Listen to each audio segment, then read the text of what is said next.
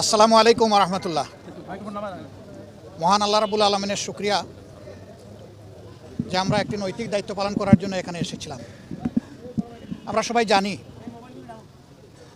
BNP chairperson সাবেক প্রধানমন্ত্রী বেগম খালেদা জিয়া তিনি জাতিকে তিনবার নির্বাচিত প্রধানমন্ত্রী হিসাবে নেতৃত্ব দিয়েছেন। এর বাইরেও তার একটি সংগ্রামী আপসহীন জীবন ছিল।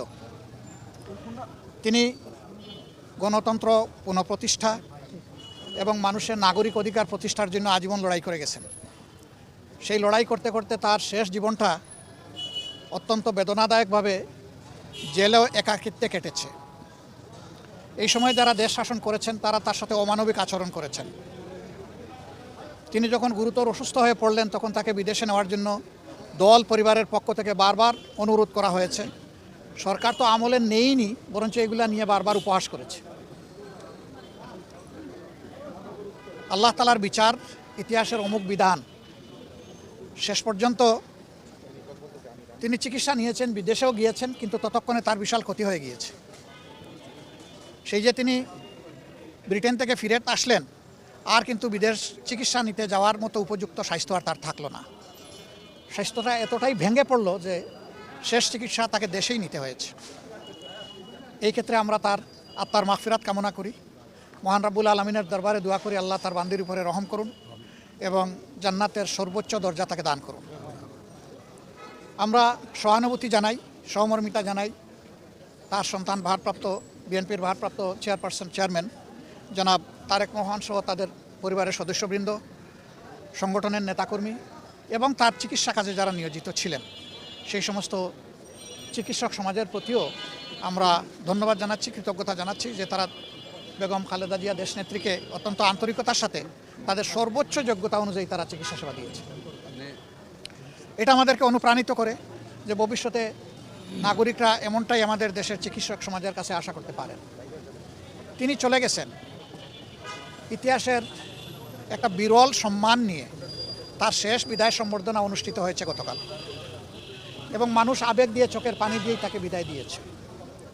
এইটা তার পাওনা ছিল। উনি জাতির জন্য যে অবদান রেখেছেন তিনি তার পাওনাটাই আল্লাহর পক্ষ থেকে পেয়েছেন। তার এই পাওনা দেখে আমরা অনুপ্রাণিত হই। আমরাও যদি জাতির জন্য সেরকমটা অবদান রাখতে পারি, হয়তো বা এদেশের মানুষ আমাদেরকে এইরকমই একদিন বিদায় দেবে। এটা সবার কপালে জুটে না। এই সম্মানটা পাওয়া, মানুষের চোখের পানি দিয়ে বিদায় সম্বর্ধনা পাওয়া, এটা বিশাল ব্যাপার। আমরা এই জন্য আল্লাহ রাব্বুল আলামিনের শুকরিয়া আদায় করি যে তিনি তার বান্দির প্রতি রহমশীল হয়েছেন। দেশ এখন একটা গুরুত্বপূর্ণ বাঁকে আছে। আগামী নির্বাচন অনুষ্ঠিত হবে একই দিনে, জাতীয় সংসদ নির্বাচন এবং গণভোট। সংস্কারের জন্য গণভোট আর সরকার গঠনের জন্য সাধারণ নির্বাচন। 12 তারিখের এই নির্বাচন নির্বিঘ্ন হোক, সুন্দর হোক এবং গ্রহণযোগ্য হোক, আমরা এটা দোয়া করি। আজকে এই বিষয় নিয়ে আমরা আলাপ আলোচনা করেছি এবং আমরা এটাও বলেছি, প্রিয় দেশের স্বার্থে অতীতে আমরা একসাথে কাজ করেছি, আগামীতেও দেশের স্বার্থে ইনশাল্লাহ আমরা একসাথে কাজ করব। তারেক রহমান সাহেব সহ বিএনপির নেতৃবৃন্দ একই আকাঙ্ক্ষা ব্যক্ত করেছেন, আমরাও একই আকাঙ্ক্ষা ব্যক্ত করেছি। এমনকি আমরা এটাও বলেছি যে 5টা বৎসরের জন্য জাতির স্থিতিশীলতার স্বার্থে একটা সুন্দর পরিবেশ ফিরিয়ে আনার স্বার্থে আমরা সবাই মিলেমিশে ভালো কোনো চিন্তা করতে পারি কিনা সেটাও আমাদের চিন্তা করা দরকার। এবং আমরা এটাও বলেছি, নির্বাচনের পরপরই, সরকার গঠনের আগেই আমরা ইনশাল্লাহ বসবো, খোলা মনে কথা বলবো, জাতির জন্য আমরা চিন্তা করব, জাতির জন্য আমরা সিদ্ধান্ত নিব। আপনারা দোয়া করবেন আমরা সবাই যেন ম্যাডাম যে ঐক্যের জায়গাটা পাটাতন যেটা তৈরি করে দিয়ে গেছেন তার উপর দাঁড়িয়ে আমরা যেন আমাদের দায়িত্ব পালন করতে পারি। আপনাদের সবাইকে অসংখ্য ধন্যবাদ।